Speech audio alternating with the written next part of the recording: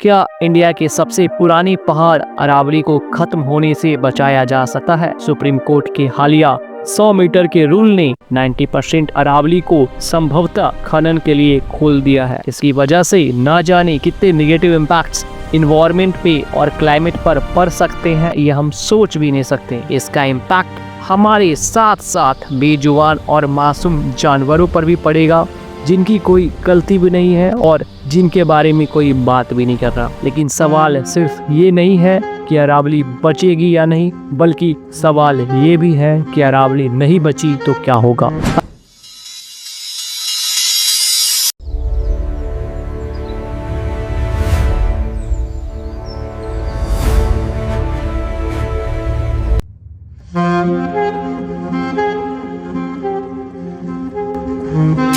अरावली, जो कि इंडिया की सबसे ओल्डेस्ट माउंटेन रेंजेस है, यह एक्चुअली में इंडिया के नॉर्थ वेस्टर्न रीजन में फैला हुआ है। साथ ही साथ यह वर्ल्ड की one of the oldest mountain ranges में से एक है। आप इस बात को इस प्रकार से अंदाजा लगा सकते हैं कि हिमालयन माउंटेन रेंजेस इसके सामने बच्चे हैं इन टर्म्स ऑफ एज। यह एक्चुअली में आज से करोड़ों साल पहले बहुत ऊंचे हुआ करते थे, बट समय के साथ साथ बारिश, हवा और ना जाने कई एक्सटर्नल इरोजिंग एजेंट्स ने इसे घिस कर छोटा कर दिया।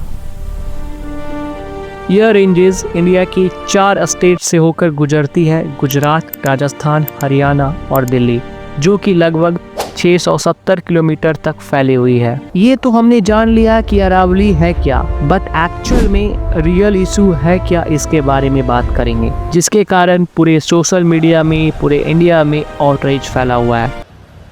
अरावली बचाओ, पर्यावरण बचाओ। We must save Aravali. It's our responsibility. Yes, together we can protect it. तो प्रॉब्लम खड़ी हो चुकी है सुप्रीम कोर्ट के एक फैसले या फिर सुप्रीम कोर्ट के एक रूल के कारण।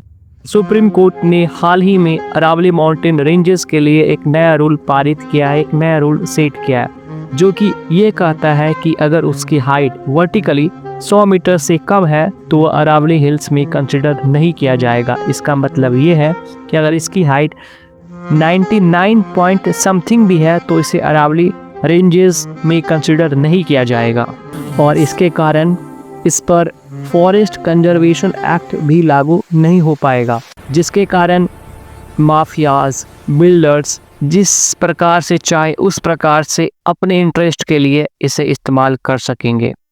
और साथ ही साथ सुप्रीम कोर्ट के अनुसार हॉरिजेंटली इसका रूल ये कहता है कि 2 या फिर उससे ज़्यादा अरावली 500 मीटर के अंदर है तभी उन्हें अरावली रेंजेस माना जाएगा, अन्यथा नहीं।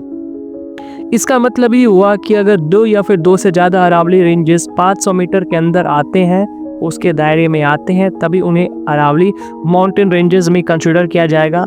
अगर नहीं आते हैं तो फिर उन्हें कंसिडर नहीं किया जाएगा। और इन्हीं हॉरिजेंटल और वर्टिकल रूल के कारण अरावली खतरे में आ चुका है। लगभग 90% हिल्स, अरावली हिल्स खतरे में आ चुके हैं, और इसी के कारण ना जाने कितनी प्रकार की, कितनी भयानक समस्याएं क्रिएट हो सकती है, और इसका impact, negative impact long term में कितना भयानक हो सकता है हमारे क्लाइमेट पर, हमारे इन्वायरमेंट पर और हमारी जनरेशन पर, ये हम सोच भी नहीं सकते। सबसे पहले हम लोग ये समझेंगे कि अरावली हमारे इन्वायरमेंट को ज्योग्राफिकली और अलग एस्पेक्ट्स में किस प्रकार से प्रोटेक्ट करता है। सबसे पहले अरावली हमारी मदद क्लाइमेट को कंट्रोल करने में रखता है। अरावली माउंटेन रेंजेस गर्म हवाओं को रोकती है और टेम्परेचर को बैलेंस में रखती है। अगर अरावली ना हो तो नॉर्थ इंडिया में बहुत ज़्यादा गर्मी हो सकती है, बहुत ज़्यादा गर्म हवाएं चल सकती है, और इसकी गर्मी अनबियरेबल हो सकती है, जिसे हम सहन नहीं कर पा सकते हैं। इसके साथ साथ अरावली हिल्स डेजर्ट को भी कंट्रोल में रखता है। अरावली हिल्स वाटर को रिचार्ज करने में भी हमारी मदद करता है, और साथ ही साथ यह एयर पॉल्यूशन को भी कंट्रोल में रखता है। अगर अरावली कटेगी तो एयर पॉल्यूशन भी बढ़ेगा, क्लाइमेट में चेंजेस आएंगे, वाटर रिचार्ज भी नहीं हो पाएगा, और इसके साथ साथ इसका इम्पैक्ट वाइल्ड लाइफ पर भी पड़ेगा।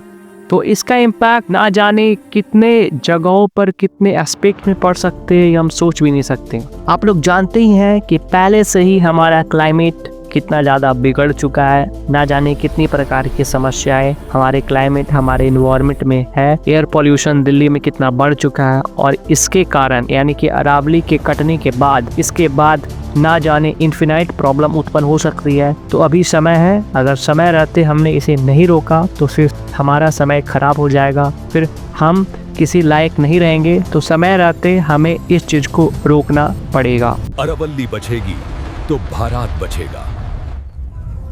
Save Aravalli, save future. अगर अरावली को हमने आज नहीं बचाया तो आने वाली जनरेशन हमें माफ़ कभी नहीं करेगी। अरावली को बचाना अब ऑप्शन नहीं, रिस्पॉन्सिबिलिटी है। अरावली बचाना हमारी जिम्मेदारी है। अब ये विकल्प नहीं, जरूरत है।